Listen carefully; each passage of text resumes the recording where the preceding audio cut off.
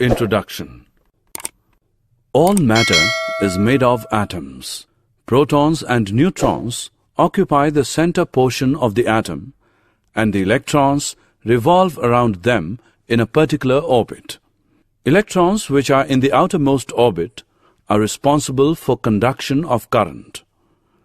Electrons flow from a body or point where there is an excess of electrons to a body or point where there is a deficit of electrons. In other words, electrons flow from a body that is negatively charged to a body that is positively charged. Objectives.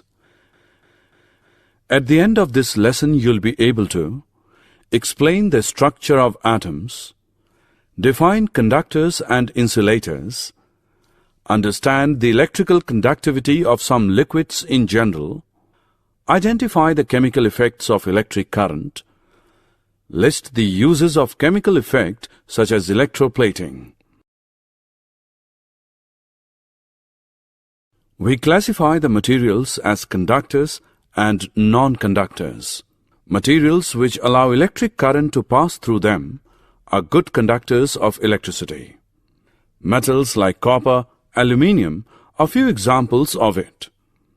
Materials which do not allow electric current to pass through them easily are called as poor conductors of electricity. Materials such as rubber and plastic are the example of this. We use tester to test the conductivity of materials which are in solid state. Do liquids conduct electricity?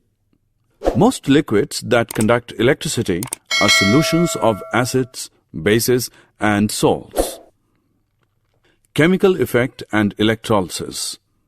When electric current is passed through acidified water, water molecules split into hydrogen and oxygen. The two metal rods shown in the diagram are called electrodes. This type of effect produced by electricity is called the chemical effect, and the process is termed as electrolysis. Can we use pure water in the place of acidified water? Find out. Electroplating. It is common practice to coat articles made of cheap metals such as iron or steel with a thin layer of less reactive metal. A steel object, for example a spoon, is connected to the negative terminal of current source. The positive terminal is connected to the bar of the metal, for example pure silver. Thus the spoon acts as the cathode in the electrolysis, while the bar of the metal acts the anode. The electrolyte is a solution of salt that contains the ion of the anode metal, for example silver nitrate. As soon as electric current starts flowing through the solution, electrons begin to escape from the silver anode. This results in the formation of positively charged ions which separate from the anode and pass into the solution. There they migrate towards the cathode, attracted by its negative charge. When they reach the cathode, they accept electrons from it and change into silver atoms which deposits onto the cathode in the form of thin metallic layer. The thickness of the layer depends on the conditions under which the electrolysis is conducted. This process is known as electroplating. Use of chemical effect for silver and gold plating.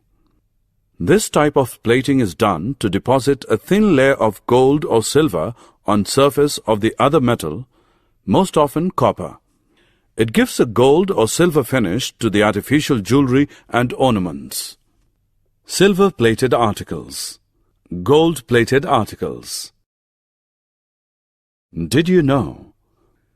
Electroplating is widely used in industry for coating metal objects with a thin layer of a different metal.